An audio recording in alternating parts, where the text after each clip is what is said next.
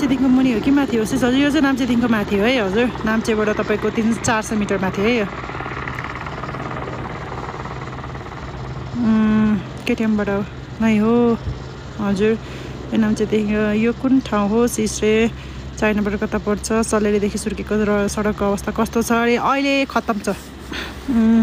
अहिले तपाईँको त्यो भएर पानी परेर अस्तिको अब 3-4 दिन पानी पऱ्यो भने चाहिँ ठिकै हुन्छ पानी परेन भने अहिले चाहिँ तपाईँको एकदमै डेन्जरै छ भनेर सुनेको थिएँ आउनु चाहिँ सकिन्छ अरे तर एकदमै डेन्जर एभरेस्ट भ्यूमा अहिले ल्यान्ड भयो ल हजुर हेलिकप्टर एभरेस्ट भ्यू गएको है एभरेस्ट भ्यूमा ल्यान्ड गर्दैछ हेलिकप्टर त्यो भएर एभरेस्ट भ्यूको त्यहाँ गएको हेलिकप्टर हो त्यो आज कहाँ हो हजुर हिजो भएको ठाउँ अलि होइन कि हजुर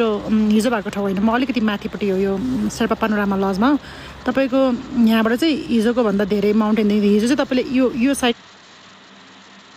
यताको देख्नुभयो होइन आज चाहिँ तपाईँले ताबोचे अनि पर छोलाचे छ छोलाचे देखिन्छ कि यहाँबाट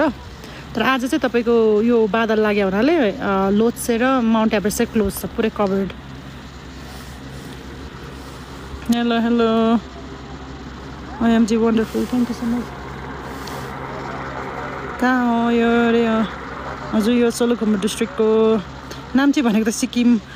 हो होइन र सिस्टर नाम्ची चाहिँ सिक्किम हो नाम्चे चाहिँ हाम्रो यहाँ सोलुखुम्बु डिस्ट्रिक्ट हो है हजुर नाम्ची भने चाहिँ सिक्किम भयो नाम्चे CHE चे भनेको चाहिँ हाम्रो यहाँ सोलुखुम्बु डिस्ट्रिक्टको सगरमाथा रिजनमा पर्छ है अनि कहाँ हो यो रे माई गॉड वन्डरफुल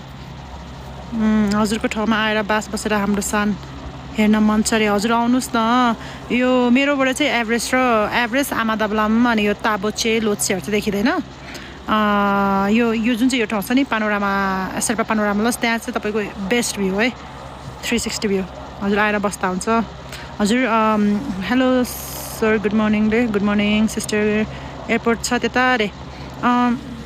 एयरपोर्ट त लुक्लामा हो यहाँ चाहिँ तपाईँको हेलिकप्टरहरू चाहिँ ल्यान्ड गर्छ हेलिकप्टरहरू ल्यान्ड गर्ने ठाउँ छ